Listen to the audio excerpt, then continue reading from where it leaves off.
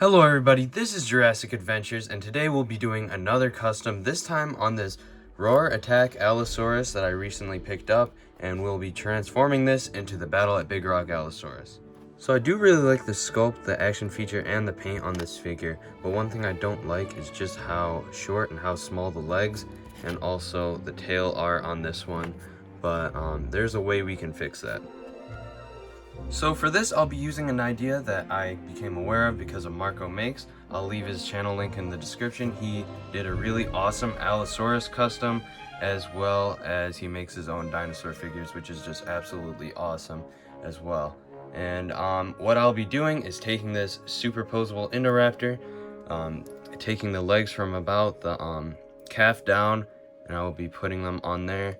And then I will be taking the tail and putting it on the Allosaurus as well, and that should give it the length and the height it needs. But without further ado, let's just get right into this custom.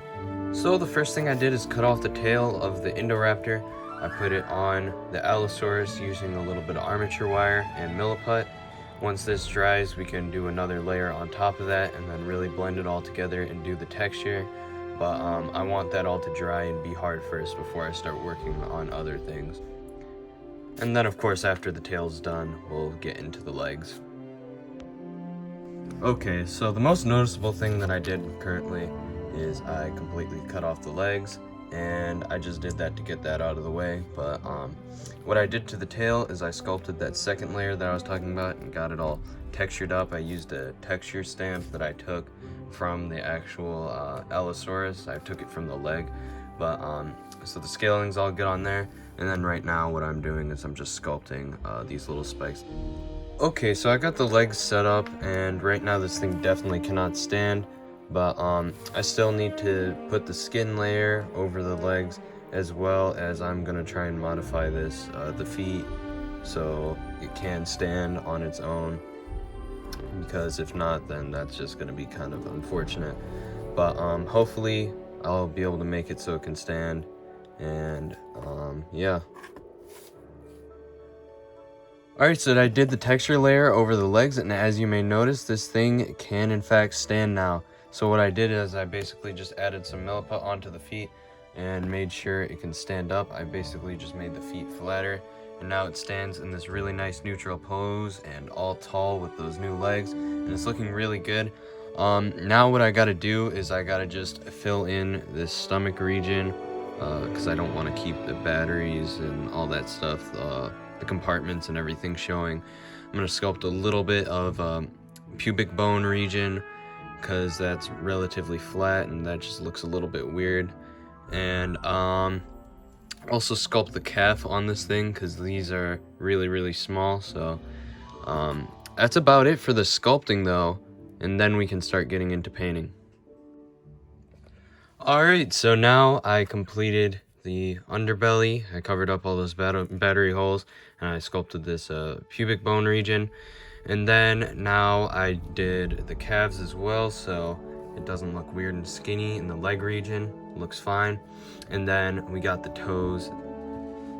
So now that everything is cured, we can get into painting. And the first step I'm going to do for painting is priming, and I'm going to prime in some gray. And I love how gray primer is, because it's almost like a shadow before you actually paint anything on there.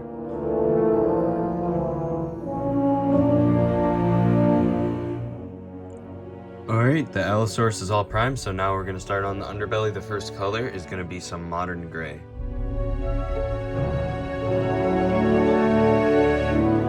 Next color we hit up the underbelly with is this early sand yellow. This is with a dry brush. Next color is the lightest color, vampiric flesh. And this is even lighter of a dry brush over everything. With the tan done on the underbelly, I'm going to move into some pink, and in the airbrush we're just going to do a couple little details and pink hues on the underbelly and on the face and whatnot.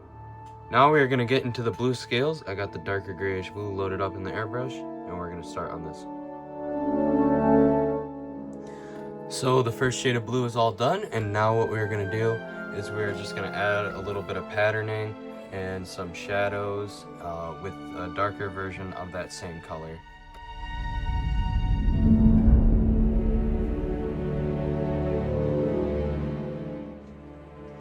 That second darker shade of blue is all done, so now we're going to move into a little bit more of a purpley type tone. The next color we're going to use is this dark blue, and we're going to start building up the darker blue patterns on the back. So the next step we are going to do is just take the dry brush and dry brush a little bit of a darker blue over this dark blue that we already have. The next color I'm going to be using is a green-gray tone, and I'm just going to be doing a bunch of the little accents and stuff that you see on the top here that are in that lighter color, and it's pretty similar to the underbelly color. The next step I'm going to do is around the face. I'm going to add this light gray color thin down to the consistency of a wash. I'm going to add it all over, and I'm going to take the paper towel, and I'm just going to take most of that off. And what that will do is it'll achieve that sort of lighter color in between the cracks of the skin. All that's left now is doing small details like the eyes, the mouth, and the claws. Next, what we're going to do is the mouth. Now, I already did spray a little bit of pink when I was spraying the pink earlier into the mouth, just to give it a little bit of a pink coat to begin with. But now I'm just going to really give it a nice pink coat with the brush. Alright, so I got the inside of the mouth mostly done. I just need to give that a wash.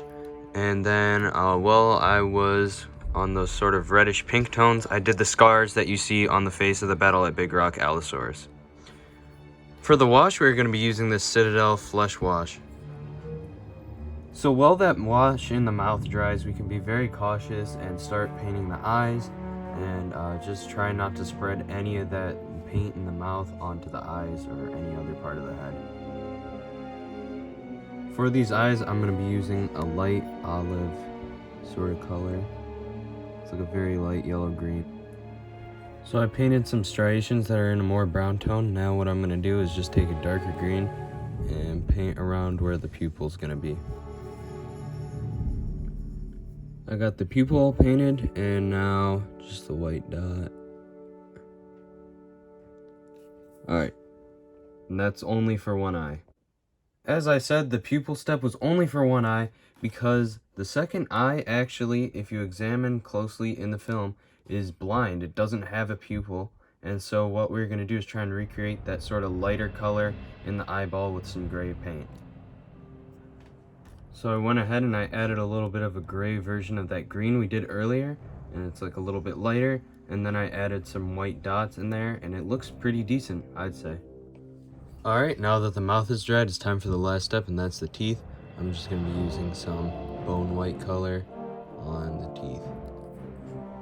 So I got a pretty nice coat of bone white on the teeth, and now I'm just going to use some earth shade to give them that dirty look. And that's about it for this custom, guys. If you enjoyed this video, please leave a like, comment, and subscribe. As always, this is Jurassic Adventures, and I'll see you in the next video.